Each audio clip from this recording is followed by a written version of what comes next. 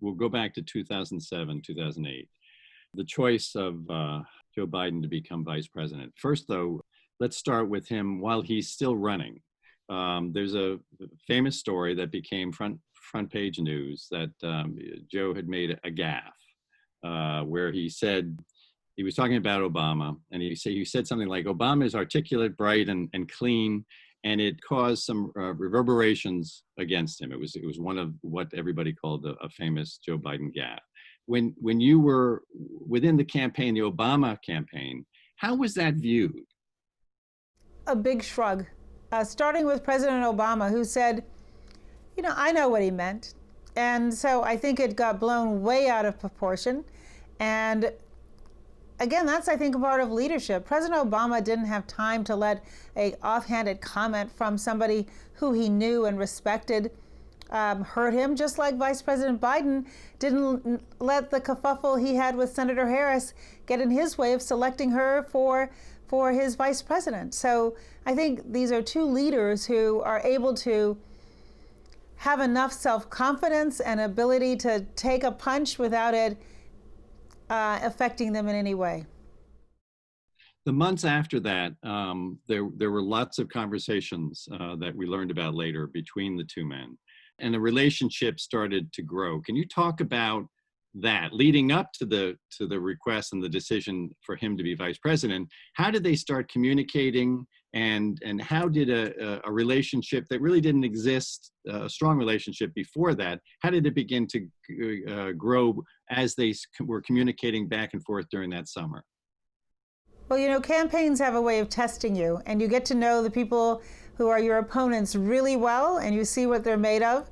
And I think after Vice President Biden withdrew, then at that point he became more of an advisor and a counselor. President Obama did the same thing that Vice President Biden did after the primary season. He wanted to make sure that all of the people who ran against him were inside the tent, helping him strengthen the party. And because of Vice President Biden's experience, particularly on foreign affairs, it was important to President Obama to pick his brain and get as much knowledge from him as he could as he prepared for the general election. So I think out of competition came mutual respect, and mutual respect led to a real relationship of friendship, and someone who President Obama's and Joe Biden became somebody that President Obama looked to for advice and counsel. What was to be President Obama looking for in a vice president? Why does he eventually turn towards Joe Biden and deciding that he probably is the best pick? I think he was looking for someone who shared his values and perspective on what it takes to lead our country. He wanted somebody whose strengths complemented President Obama's weaknesses. He said in jest, but I think it was true, he needed someone with a little gray hair. He realized that he was young and that he wanted people to feel confident that he was surrounded by a team that did have vast experience, particularly in foreign policy. He was looking for someone who would be a true counselor, not afraid to speak his mind, someone who would be willing to challenge him, but also recognize that there's only one president. And I think that he saw over the course of the campaign that Vice President Biden had that skill set. And he liked him. He liked him a lot. He liked him and he respected him. And I think that he just wasn't looking for someone in title only. He knew, particularly as we moved through the general election to the general election, that he needed a partner who was going to be really able to go in there and help him lead our country. And that's exactly what Vice President Biden turned out to be. He didn't necessarily know that when he started the search process that it would end up with Vice President Biden. And as he said during the Democratic convention, he did not know that he was going to find a brother and someone who he could not just respect but love. And that takes time to develop, but he has pretty good instincts when it comes to people. And I think he knew by the time he was ready to make the choice that he and Joe Biden would grow old together. Is there also a reality that the diversity would be a good idea? An older white guy who had been in the Senate as long as Joe had been. Was there also a reality to the fact that for America back in 2008, it was also good to have a diverse ticket? I think so. I think President Obama believes that diversity is a strength, and that the country was absorbing a lot, picking their first black president. And so having someone also who had years of experience in the Senate, President Obama still was a pretty newcomer to the Senate at that point, someone who had vast experience in foreign affairs, who had the gravitas on the world stage that he could feel comfortable delegating responsibility to him. And I think he thought they made a good team, and that the appeal to the country would be broader than if he picked somebody who had just the same experience and looked just like he did. The story is according to Vice President Biden, is that he gets a call on the train. He's on Amtrak, as usual. And to-be President Obama asks if he can vet him, and Joe says no. I mean, what do you know anything about that conversation? How it went, and how Joe had to be convinced? I really don't. I think perhaps the vice president didn't take it seriously initially, but he certainly did go along with it and went through an extensive background check, which is really unpleasant but necessary. So I don't know the details of that conversation, but I do know that he did fully embrace the idea of being the vice president. I think he was honored to be selected. I bet he was surprised to be selected. We have a wonderful story from Dr. Biden talking about how she told him, Joe, and his mother. His mother, yeah. I did hear his mother weighed in heavily and said, you have no choice but to do this. When the president, potential president of the United States asks you to do something, the answer is always yes. So as vice president, what did he bring to the administration? Some of the things that he was involved in that were important from your years in the White House with them. What were the strengths of the vice president, and how did that relationship grow? I think President Obama knew that because of Vice President Biden's long experience in the Senate, that he would competently be able to represent President Obama. President Obama wouldn't have to worry if he gave him a big assignment, whether it would be done in an extraordinary way. So, for example, when we first got to Washington, obviously the economy was in a free fall, and President Obama asked Vice President Biden to oversee the Recovery Act, which was a big piece of business, $800 billion that needed to go out the door as quickly as possible without any scandals, get to the state and local government where it needed to, help jumpstart industries like clean energy, innovation, technology that needed a jump and a boost, but also we needed to create some jobs. And so he knew that President Obama knew he could give that to Vice President Biden and it would be well managed. On the world stage, Vice President Biden had relationships with world leaders everywhere, and they trusted him. They knew that he was as good as his word. In the Senate, Vice President Biden to this day enjoys relationships on both sides of the aisle. And certainly back then, these were his recently former colleagues, and he knew that he could call them and they would take his call, and that he could go and thrash issues out with them with a degree of comfort that President Obama didn't have because he hadn't known them as long as Vice President Biden had them. Vice President Biden was very interested in, because of his long history with violence against women, sexual assault on college campuses.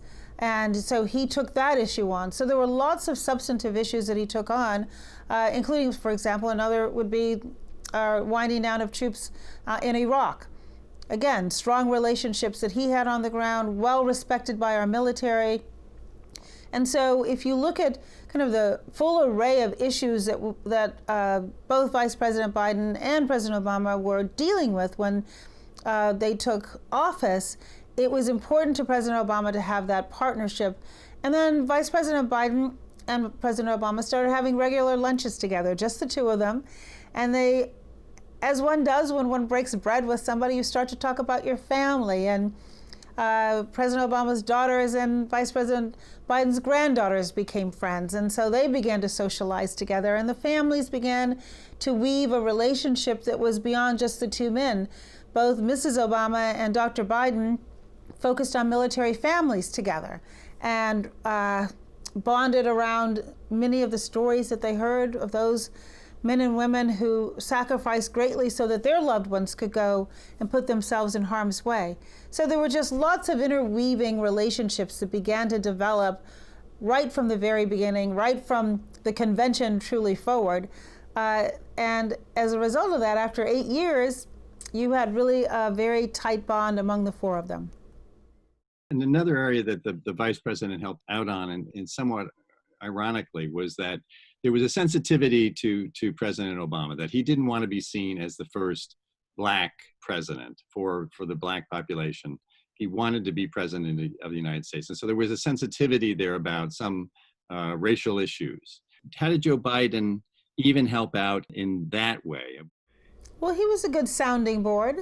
I mean, so for example, when there was a kerfuffle over Skip Gates being arrested by police in his own home, I think Vice President Biden decided to join that beer summit because it would make Sergeant Crowley feel a little bit more comfortable, not so outnumbered, would you say? And so I think he was there, probably provided comfort to those who were unsure about this new Black president. And so there was a kind of a senior statesman aspect to it, and somebody who could speak their language and give some assurances that President Obama was really looking out for everybody. He wasn't trying to be just the president of Black America. And then the other point I think is important is that Joe Biden was a sounding board, a person that President Obama could trust completely. He could confide in him. He could say, well, what do you think about this? What do you think will be the repercussions if we do that? And having somebody who is your close counselor in that respect is invaluable. There was also blowback from some people in America because they didn't like the idea that the president of the United States was a Black man. You think? Yeah. Do you think Joe Biden got that? He seems to have understood that this was a historic moment for America and a very important moment, and that he in fact take some of the weight of that situation and help out in going to Black churches sometimes and giving eulogies. The 2014, when the two officers were killed in New York, he went up there and Dr. Biden talked about that, a very emotional time. What was the reality behind that relationship that was so close that on issues that were sensitive, Joe Biden was able to fill in? Well, I think certainly those who might have been dubious of the first Black president probably felt a certain degree of comfort having Vice President Biden there. The fact that Vice President Biden was willing to be the vice president to this younger, less experienced Black man should have sent a very important message about the respect that he had for President Obama. So just the symbolism of that was a start. But yes, I think he was there to provide not just counsel to President Obama, but counsel to people who were suspicious and validate, if you will, President Obama. And that was extremely helpful too. You asked about Vice President Biden going and delivering eulogies. And I think one of his strengths is his compassion and his ability to make people feel that he feels their pain, that he is able to absorb it and share in it. And I think President Obama knew that Joe was comfortable with everybody. And so he could ask him to go anywhere. And he could walk in a room full of all Black people, or he could walk in a room full of white cops, and whatever the audience was, Joe met people where they are and had the ability to make them feel comfortable. And so there was a certain security in knowing that if he asked the vice president to represent him, he would represent him well. It worked both ways, it seemed, in also for Joe Biden, and that in this 8-year relationship and the work that they did together and the relationship that was so clearly a very close one between these two men, it gave somebody told us it provided Biden the Obama halo that as came up in the campaign. There were issues that he was involved in which were controversial, whether on busing or crime bills or whatever in the past.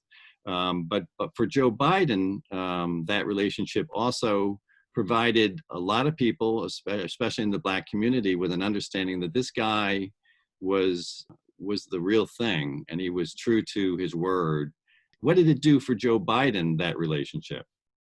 President Obama is the most popular person in the country in the black community, perhaps second to his wife. And so the fact that he selected Vice President Biden not once but twice to be his partner in this sent a very powerful signal about how he felt about Vice President Biden. He could have had his choice of any number of very well qualified people to be his running mate, and he chose Joe Biden. So I do think that that sent a message. And I think they helped each other. I think it was a mutually beneficial relationship. President Obama has often said Vice President Biden made him a better president. It was important to have somebody who shared his values but had different perspectives, had different relationships, different life experiences, willing to say, this is what I think, this is what I feel, this is what I know. And I don't know in our nation's history a closer, more symbiotic relationship between a president and a vice president, particularly with men who come from very different worlds. It worked. Another horrible thing that happened to the vice president during his time as vice president, of course, is the loss of his son, Beau. A very special relationship that he had with his son. Some people called Beau, Joe 2.0. How did that change him? What did it bring about who he is? I mean, we have plenty of people talking about stories of at Beau's funeral, he stood for hours and hours and hours consoling people that were attempting to console him. What did that experience, did it change him at all, or what does it tell us about Joe Biden? Well, Joe Biden loved Beau Biden. Now, of course, all fathers love their sons, but it was a very special relationship. And I think the pain began when Beau was first diagnosed.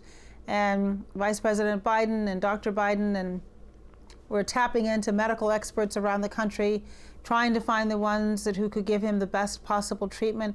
At the same time as he's Vice President of the United States, a huge responsibility. And I know that he used those lunches with President Obama to really talk about the anguish and the pain he was going through. And he was always hopeful. I remember him saying to me, it couldn't have been more than a month before Beau's death, I think we're going to pull this through. I think we're going to turn it around. I think he's going to be okay. And I don't know if he was talking to me or talking to himself, but he had to keep that hope going that Beau would survive. I think from what I've heard, the conversations that Beau had with him near the end of his life were transformational. Beau was more worried about his dad than he thought his dad should be worried about him. He's like, what's going to happen to you, Dad? I want you to be okay. I'm going to die, and I want to know you're going to be okay. And I think that the strength that Beau had, Vice President Biden tapped into to enable him to persevere, to go forward after that tragedy. And let's face it, he had already dealt with the horrendous loss of his first wife and his daughter. And at a very young age, what a trauma, a sudden trauma. And so he had experience grieving. And I think, he must have thought, how could this be happening to me again? And Beau wanted him to be strong, and he told his father, I want you to be strong. I don't want you to give in to this grief. I need you to help take care of my family. You've got to take care of our family. And I think that gave Biden strength. And to this day, I'm sure he can hear Beau's voice whenever he doubts himself. Because the other thing about Beau is that Beau really believed in his dad. That was a two-way street. He really believed that his dad was born to lead this country, had the strength and the character and the integrity, all of the qualities that you might want in a leader.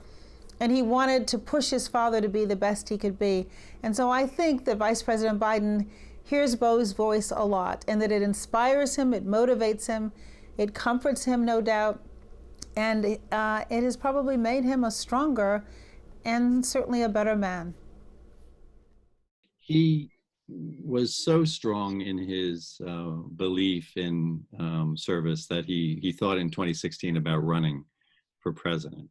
There was a reality there. Of course, he was mourning his son, but he got into it late. there was also the reality that a lot of people in the White House, including the president, as Joe writes about, believed that it really was not the best time for him to do that, that Hillary Clinton seemed to be the right person at that point. Talk about that reality of and it's also fascinating because I think afterwards he wonders if he should have run, whatever.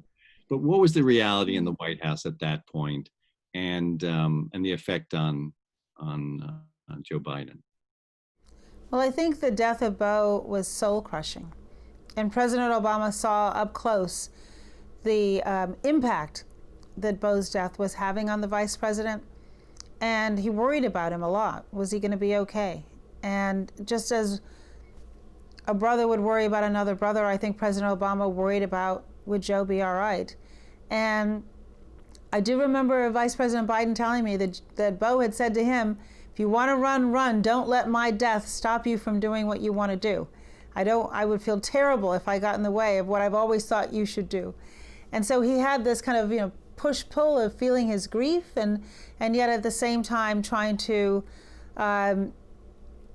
live up to Beau's expectations of him.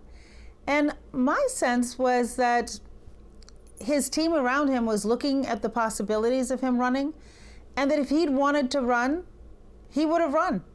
And there's nothing that anyone could have said that would have discouraged him from doing that.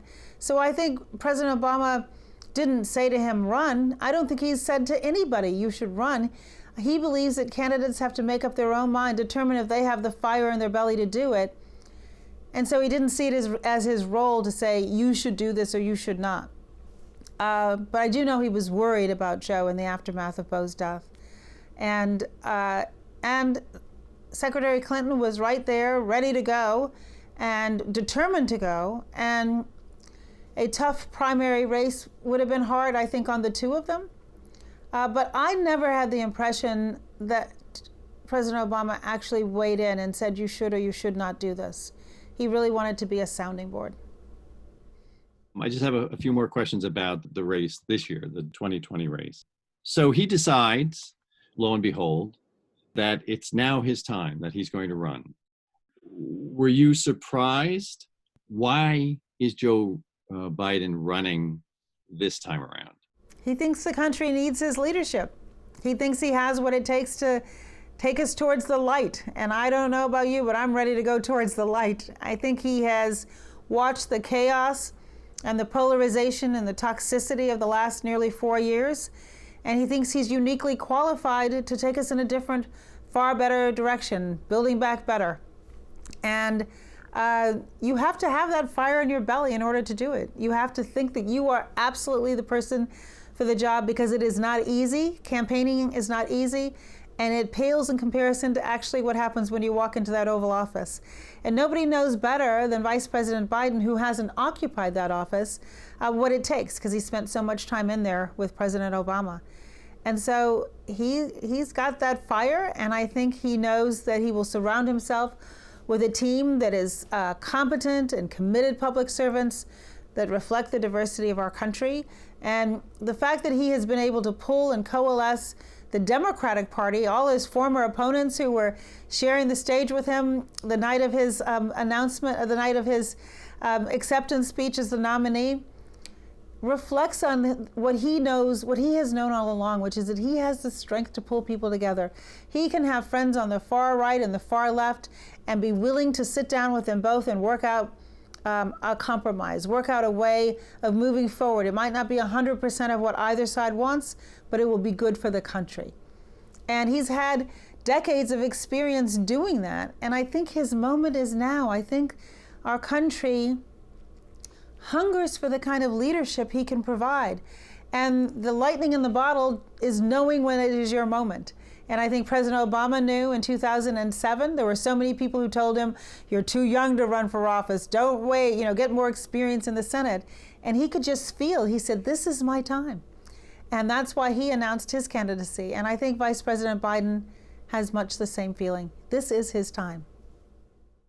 The effect of Charlottesville on him. Can you talk a little bit about that and why that moment that in time, that event, and the reaction of President Trump to it motivated him? Vice President Biden has a very strong moral compass founded in his faith. And to consider white supremacists good people is contrary to the basic tenets of his faith. And because he believes so strongly in equality and that we have to heal our racial wounds and be able to look at it honestly and move beyond them, to have a president in office who actually fuels those racial flames and tries to move us further apart, he finds unconscionable. I think the office of the presidency is something that Vice President Biden holds in great reverence. And he thinks it's been abused. And he realizes the power, having watched what he and President Obama were able to do to bring people together. He just thinks that what's been happening now is pulling us apart. And when he talks about rebuilding the soul of America, he means that from a perspective of faith. And because his faith is so strong, what he's seen is so atrocious. I'm sure he couldn't imagine that in our current time, the President of the United States would support in any way white supremacy. It just is unconscionable to him. He knew the campaign and the election would be a difficult path to take, even amongst the Democratic, during the Democratic primaries. There's that famous moment where Senator Kamala Harris brings up the issue of busing and Joe's involvement with anti-busing legislation early on. When you saw that happen, I mean, what happened there? The response of the vice president to it, the surprise, did he seem to be prepared for that? Well, I think he was surprised. He considered Kamala to be a friend. Her relationship with Beau, he knew it was very intimate. They were close, not just in terms of their working relationship, but their respect and fondness for one another.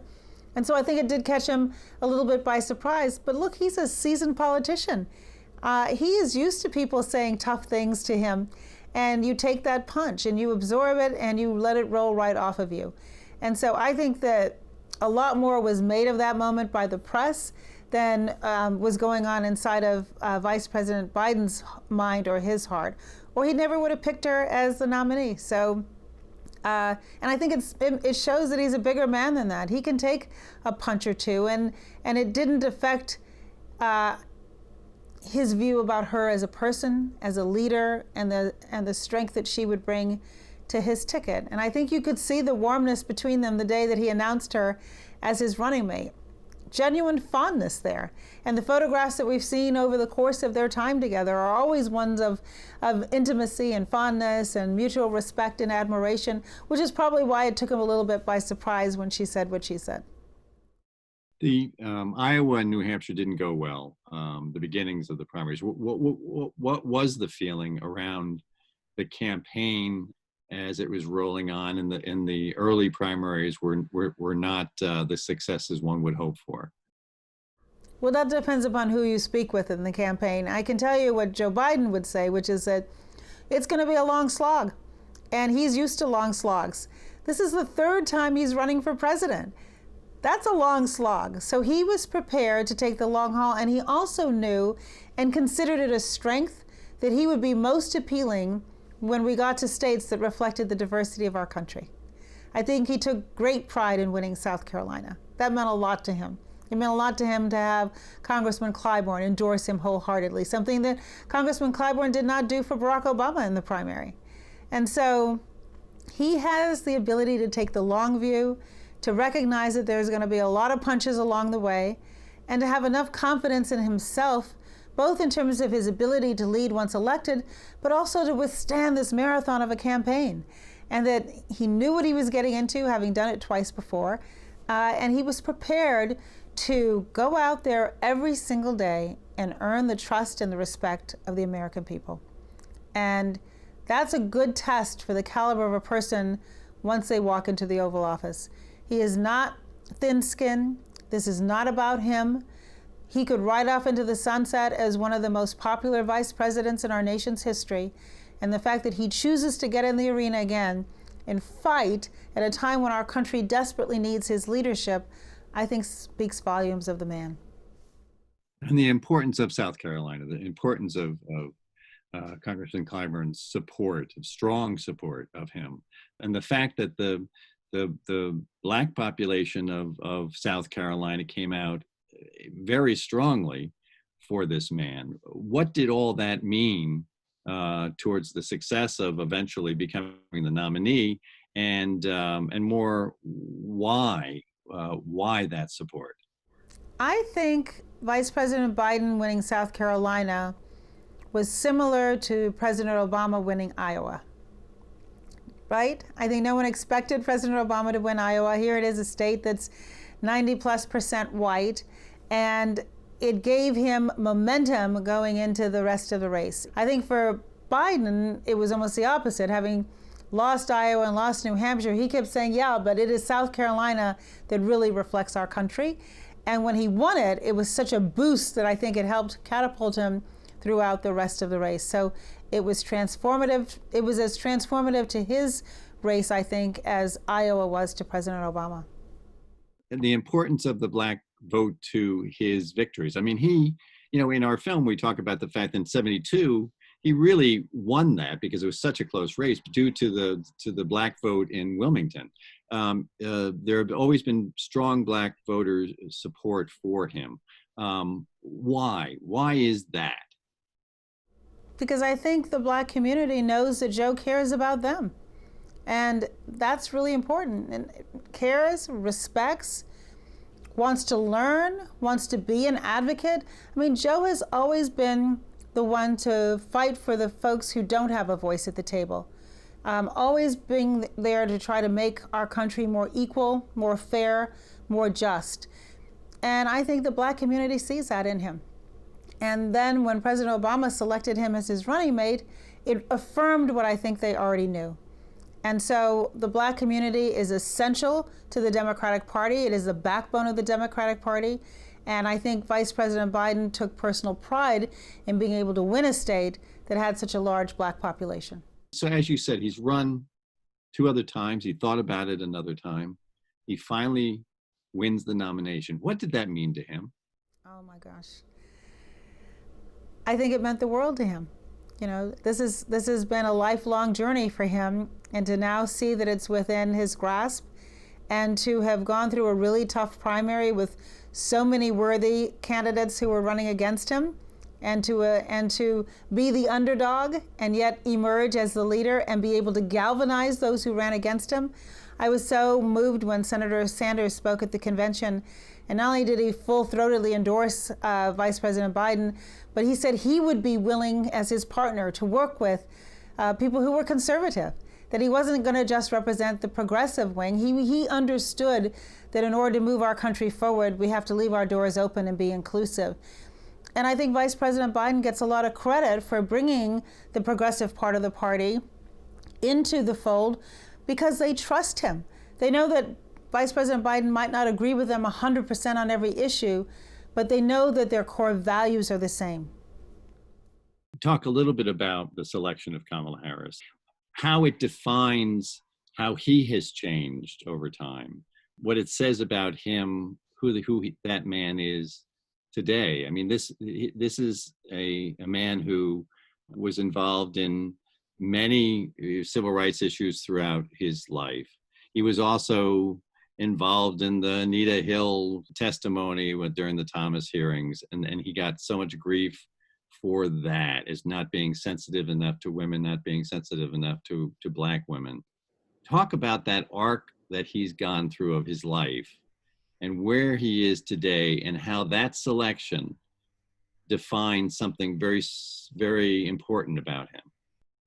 I think Vice President Biden knows that the history books will reflect well on his commitment to equality. And how audacious was it for him to pick a Black woman as his running mate, knowing he's making history, knowing that she's coming to the table as a strong, competent person who will speak her mind and tell him exactly what she thinks. How well that reflects on the strength of his own ego, that he can take that and that he knows that our country will be better off with having had this incredibly talented Black woman as his partner. And so I think that the symbolism is important, but more importantly, the substance of what the two of them can accomplish will be forever a part of the American story. And I'm sure that that gives him an enormous sense of pride. And the Anita Hill testimony and the Thomas hearings, was that an important turning point for Joe Biden, for Judiciary Committee, for the Senate of the United States? I think in retrospect now, we all have the benefit of hindsight. Looking back now, and I remember it at the time and feeling, why can she not get a fair hearing? And the sausage making that goes on behind the scenes, the public is unaware of. And so, yeah, now, this many years later, of course, I think we all wish it were handled differently. And the question isn't, how do we go back and rewrite history? The question is, what do we learn from that history that helps and informs our decisions going forward?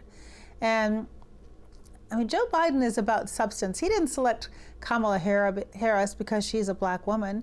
He selected her because he knows that she has the skill set and the life experiences that will make him a better president. And yes, it's a wonderful plus that she's a Black woman, and that will be historic, but that would mean nothing if he didn't think she was going to be a good partner for him going forward. And so I think the authenticity of the selection is also important.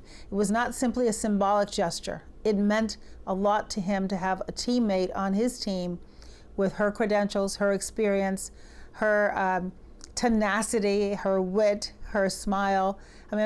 All of which I think will enhance his life and make him a better president. And it takes a certain kind of a 70-something white guy to appreciate the value of a younger Black woman who doesn't hold her tongue. The film, of course, is called The Choice 2020. So one last big overarching question. So what is the choice here between President Trump and Vice President Biden? How do you see it? What is the choice? The choice is between Vice President Biden, who believes that we should celebrate the rich diversity of our country, that we should make sure that every American feels represented and that he's there to lead the entire country. He just went through the Democratic convention, but he hopes to be the president for all of America. And I think what we've had the last nearly 4 years is a president that really only represented his base, that really only represented people who agreed with him, who retaliated against those who questioned his authority, questioned his ideas, questioned his perspective even. And I think in a president, you have to learn to absorb pain because it's not about you. It's about the country. And I think in Joe Biden, we have somebody who has absorbed an enormous amount of pain in his life without it turning him bitter. And in fact, it has motivated him to think through about what is his greater purpose. So there could not be two more differing approaches to governing our country than that of Vice President Biden compared to President Trump. Any other thing you want to talk about? Yes, I want to talk a little bit about, the unusual intimacy of the relationship between Vice President Biden and President Obama. And I think one of the best examples of that intimacy that everyone had a chance to see was at Beau's funeral. When President Obama didn't just hug Vice President Biden, he kissed him. And in our country, we don't often see men kiss. And there was just a deep sense of grief and empathy in that gesture that I think speaks volumes of their relationship. And I would also say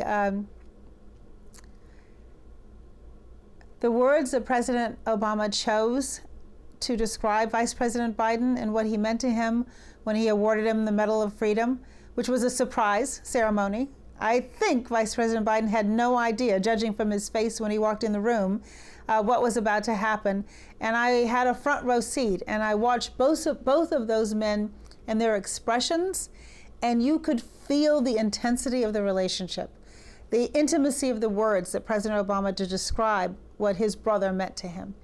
I think just speaks volumes of that relationship, and it's a relationship that far transcended the fact that they were president and vice president. They truly are brothers. I'm glad you remember that. That is in the film, of course, and it's good to get your overview of it as well as some of the other people we talked to. Anything else that you think is essential to understand about this choice that America will make?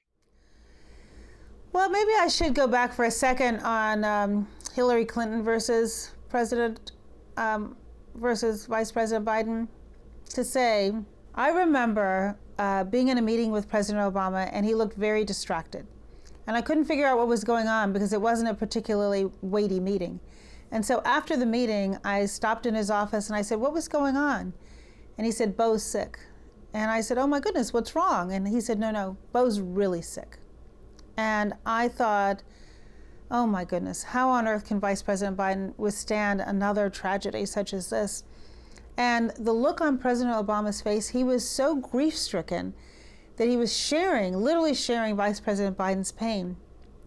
And I think after Bo died, President Obama became very protective of Vice President Biden, as he would to any brother, and tried to look out for him. And I think he was worried that a campaign might be more than he could take right then, and that the family really needed him. Obviously, Bo's wife had lost her husband. The children no longer had a father. They have a very close extended family, and Bo was, in a sense, such a critical glue that held that family together in more ways than one. And I think he felt he wasn't sure he could take it, that this was a lot to ask of any human being right then. And look, he'd run against Hillary Clinton, so he knew how hard that could be, right? She's a very worthy opponent.